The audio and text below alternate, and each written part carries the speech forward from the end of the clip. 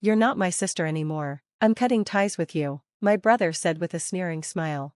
It wasn't a shocking declaration. To our father, I wasn't related by blood, I was my mother's child from a previous relationship. Yet, he loved me as if I were his own, which made him very special to me. I felt a mix of anger and relief at Kevin's words. Angry that he wanted to monopolize everything our father left behind, but relieved by his declaration of cutting ties. Fine by me, I said firmly. In return, once you inherit, don't ever contact me again, like I'd ever do that. And don't expect a penny from me later, he retorted with smug confidence.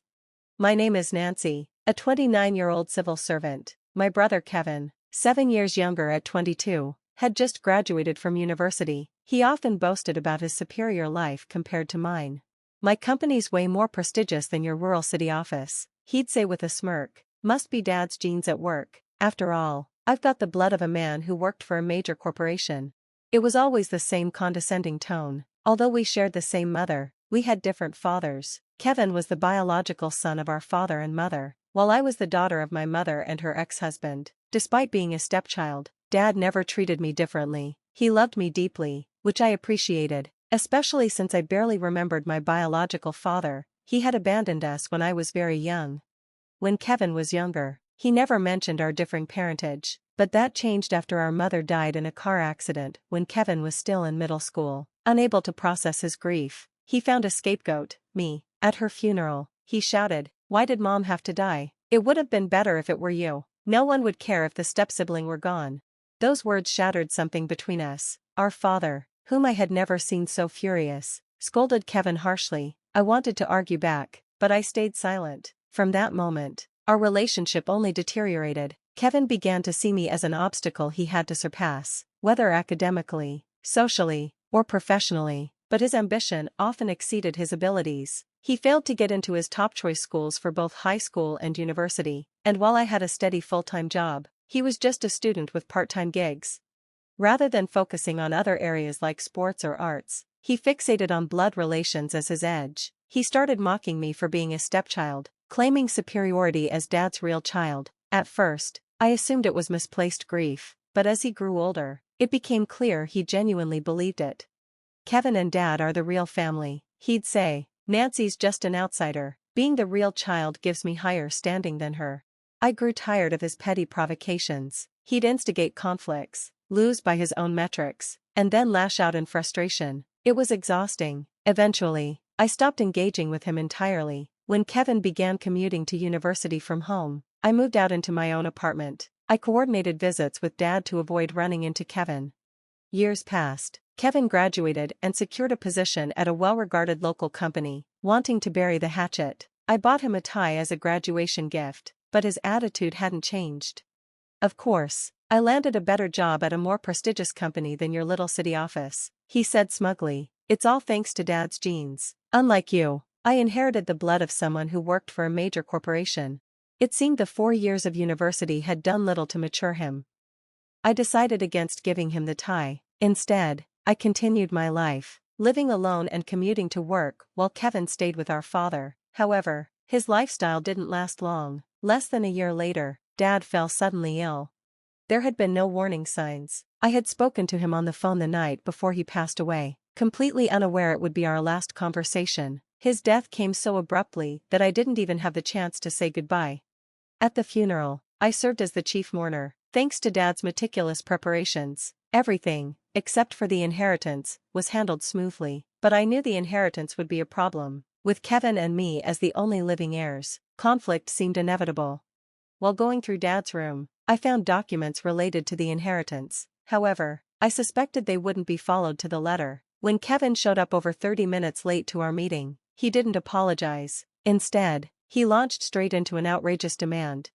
"The inheritance is mine. I'm the real child, so I'll take it all," he said with a smirk. "You, as a stepchild, are just an outsider. Isn't it greedy for an outsider to claim the inheritance?"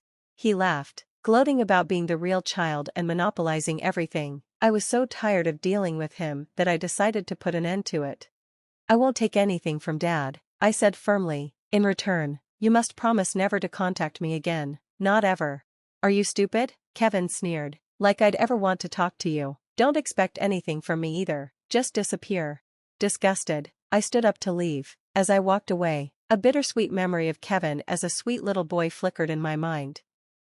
The next day, I went to a law office to renounce my share of the inheritance. "Nancy, you mentioned you don't have inheritance rights because you're a stepchild," the lawyer said. "Actually, Dad formally adopted me," I explained, "so I do have rights, but I don't want anything. I've decided to renounce it all." The lawyer nodded and didn't press further, though Kevin didn't know it. Dad had legally made me his daughter. We might not have shared blood, but we were truly parent and child. Despite this, I was tired of the complications and wanted to free myself from the burdens of family conflict. A month later, the family court finalized my renunciation. I contacted Kevin to inform him. "Hello," I said. "The renunciation is complete. You'll handle everything now." "Shut up," he shouted. "I get it, you gave up the inheritance. Stop pretending to be a real sister and don't ever contact me again." He hung up before I could respond. I sighed, relieved yet knowing deep down that this wasn't the end of it. 3 months later, I started receiving a barrage of calls and emails from Kevin. Reluctantly, I answered one. "You know what? I need to borrow some money," he said, his voice tired and desperate. "Dad had debts, and I can't keep up with the payments. I even used his savings, but it's not enough." "What?" I asked, confused. Dad had loans, but his savings should have covered most of it. "What's going on?" Kevin snapped. "Did you know about this? Did you push all the debt onto me on purpose? You're such a terrible person, no wonder, since you're just a stepchild." Before I could respond, he hung up again. His words stung, but they also left me baffled. I had tried to warn him about Dad's financial situation after the estate investigation, but he had blocked all communication. Now he was blaming me for the consequences of his ignorance. A few days later, another email from Kevin arrived, begging for money. When I finally responded, I couldn't hide my irritation. "I'm not your sister, remember?" I wrote. "You should contact the mortgage lender or a lawyer instead of bothering me, an outsider." Kevin replied, "What are you talking about? Don't sweat the small stuff. Besides, I'm treating you like a sister, even though you're just a stepchild. Be grateful for that. Come on, Nancy, just give me some money." His smug entitlement made my blood boil. I hung up abruptly and blocked Kevin's number. Thankfully, he didn't know where I lived, and I had taken care not to leave any clues about my home when visiting Dad's house. For added safety, I even got a new phone, assuming that would end the harassment. But I was wrong. Kevin found another way to reach me. He began showing up at the city office where I worked. Gone was the arrogance he'd once displayed, now he looked genuinely distressed. Visiting me repeatedly during lunch breaks, it was clear he was sneaking away from his job. On days he didn't visit, he bombarded me with calls, disrupting my work. I explained the situation to my boss, and they moved me to an administrative position away from the public eye. However, Kevin started lingering past office hours, waiting for me to leave. One evening, as I walked to my car, I found him standing there. I dragged him to the parking lot. "Stop it already," I said firmly. "Don't cause trouble at my workplace. I told you to consult the loan institutions and the lawyer." His pretense of politeness vanished as he crossed his arms and glared at me. "I did consult them, okay? Thanks to the group credit life insurance, I don't have to pay for the house anymore. The car loan was reduced to about $5,000, and I renegotiated the payments, but that's not the problem." "Then what is the problem?" I asked, confused. Dad didn't have any other debts. Kevin hesitated, his anger softening as he nervously glanced around. Finally, he confessed. "Actually, Dad had quite a bit of savings. I spent it on things. I went over budget and had to borrow from a friend. Now I can't pay him back. He's accusing me of scamming him, and I can't borrow from anyone else. If I can't find money soon, I'll have to go to loan sharks." I sighed, my head aching as I pieced together the mess he'd created. "Let me get this straight," I said. "You've been borrowing money to repay debts, and now you're stuck?" "Yeah," Kevin admitted, his voice a mixture of shame and desperation. "I think I'm blacklisted or something. I can't borrow anymore. If you pay, it'll all be over." He extended his hand toward me. "So, Nancy, just give me $888,000. I slapped his hand away. "Absolutely not," I said firmly. "This is entirely your fault, for overspending, borrowing recklessly, and resorting to loan sharks." Kevin's expression darkened, and he sneered. "Why can't you help me? Is it because we're only half-siblings? Stepchildren really are the worst, so selfish and unpleasant." I had heard enough. I got into my car and started the engine. Kevin tried to cling to me, but I shoved his hand away. You promised never to contact me again in exchange for the inheritance. I reminded him. You broke that promise, begged for money, and insulted me. I don't owe you a single penny. If you come near me again, I'll call the police.